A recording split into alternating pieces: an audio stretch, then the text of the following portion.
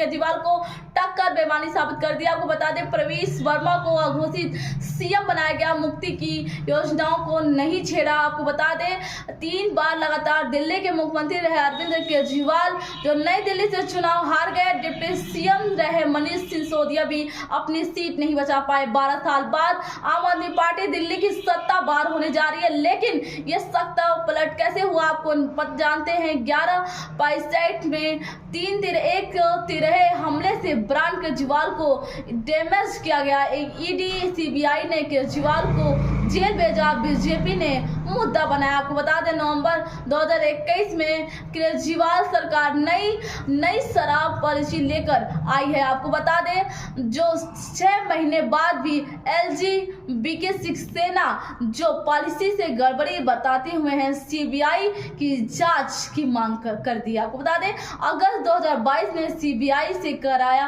Corruption और ED से money laundering के केस दर्ज किए। 21 मार्च को ईडी ने केजरीवाल को गिरफ्तार कर लिया। आपको बता दें केजरीवाल को कुल 177 दिन जेल में रहे। बीजेपी ने अपने चुनावी कैप्टन से इस मुद्दे को बनाया है। केजरीवाल खुद को टक्कर ईमानदार कहते हैं और बीजेपी ने उन्हें बार बार टक्कर बेईमान कहा है। बता दें 2012 में आम आदमी पार्टी एंटी करप्शन मूवमेंट में खड़ी रही है। बीजेपी के इस दौरान कैप्टन से केजरीवाल को इमेज को काफी नुकसान हुआ है। आपको बता दें केजरीवाल सरकारी बंगले के रेनोवेक्स पर 45 करोड़ खर्च कर मुद्दा बनाया है। आपको बता केजरीवाल ने सरकारी बंगले के रेनोवेक्शन पर 45 करोड़ रुपए खर्च किए जाने बीजेपी को ने मुद्दा बनाया। मोदी ने इस समी महल कहा और हर चुनावी रैली में इसका जिक्र किया। 5 जनवरी को रैली में पीएम ने पांच बार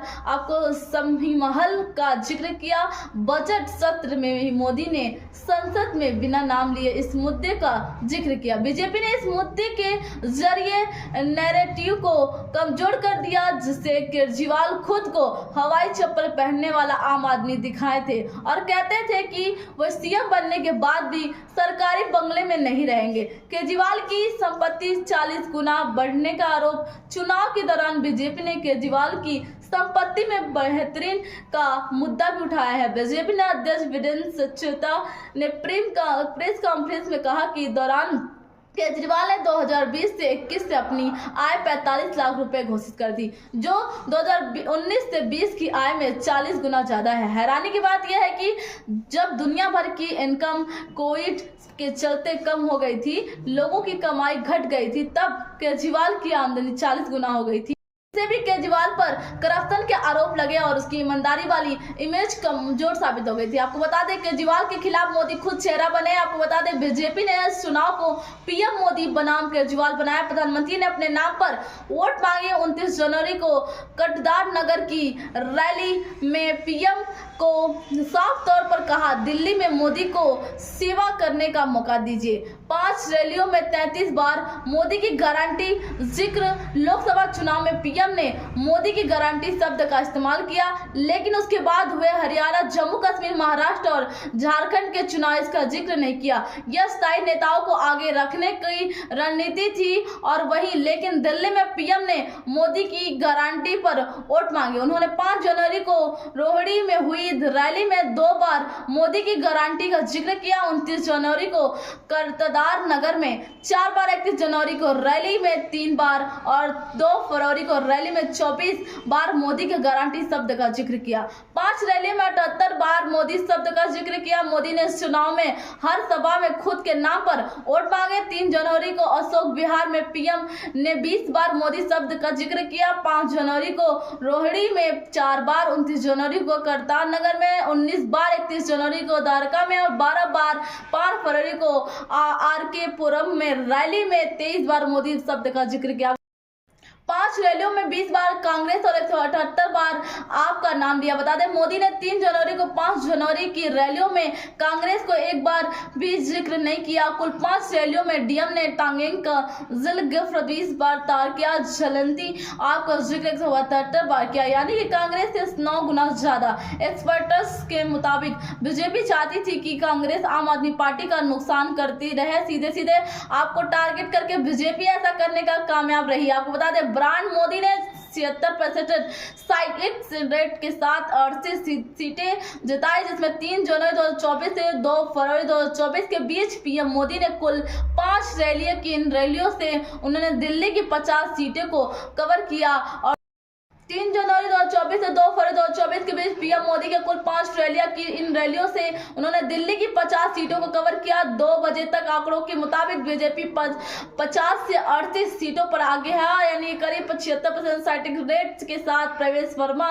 को घोषित रूप से सीएम चेहरा बनाया गया। आपको बता दें, बीजेपी ने चुनाव को विरोधी पार्टी के सबसे बड़े चेहरे को घेर कर हराने की रणनीति दिल्ली में भी आजमाई और कामयाब भी रही। केजरीवाल के बीजेपी 2019 को लोकसभा चुनाव में अमेठी से राहुल गांधी और 2021 से विधानसभा चुनाव में नंदीग्राम में ममता बनर्जी को हरा चुकी है। आपको बता दें, जैसे दिल्ली से इस स्ट्रेटजी को कामयाब करने के लिए बीजेपी अपने सबसे बड़े चेहरे प्रवेश वर्मा को केजरीवाल के खिलाफ नई दिल्ली सीट से उतार दिया, जिससे प्रवेश वर्मा दिल्ली के पूर्व मुख्यमंत्री साबित सिंह वर्मा के बेटे हैं और जो जटों से बड़े नेता भी थे। आपको बता दें, जो प्रवेश वर्मा में लोकसभा चुनाव को टिकट नहीं दिया, बीजेपी के अंदर में चर्चा चलने लगी और उन्हें दिल्ली विधायक का टिकट दिया जाएगा, जीते और सीएम भी बनाया जाएगा। हालांकि इसकी न तो औपचारिक घोषणा की गई और न ही खंडन। आपको बता दें, सांसद न होने के बावजूद प्रवेश वर्मा से नई दिल्ली में उनका सरकारी आवास वापस नहीं लिया गया। उन्होंने अपना पूरा चुनाव अभियान इसी आवास से चलाया। आम आदमी पार्टी लगातार प्रवेश में मुफ्त के सामान और पैसे बांटने के आरोप लगाती रही, लेकिन प्रवेश के खिलाफ कोई कार्रवाई नहीं। लेकिन इन सभी वजहों से केजरीवाल के सामने प्रवेश वर्मा सीएम पद के एक मजबूत दावेदार साबित हुए।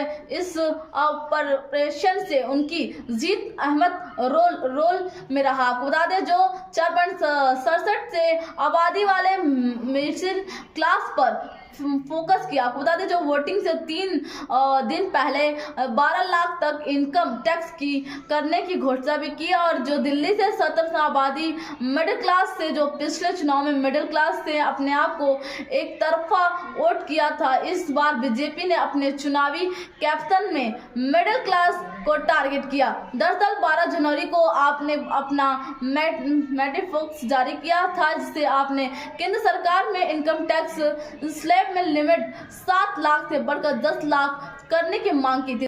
22 जनवरी को आपने बताया अपनी मैनिफेस्टो जारी किया, जिससे आपने केंद्र सरकार में इनका टैक्स स्लैब की लिमिट 7 लाख से बढ़कर 10 लाख करने की मांग की। दिल्ली चुनाव में 3 दिन पहले केंद्र सरकार ने बजट पेश किया, जो 12 लाख तक की इनकम को टैक्स फ्री कर दिया, यानी कि आपकी डिमांड से भी ज्यादा छूट दे दी। बीजेपी ने चुनाव के दौरान इसका जमकर प्रचार भी किया और अखबारों के विज्ञापन भी दिए। जैसे कि पीएम मोदी ने भी अपने भाषणों को इनकम टैक्स में छूट का दायरा बढ़ाने का जिक्र किया।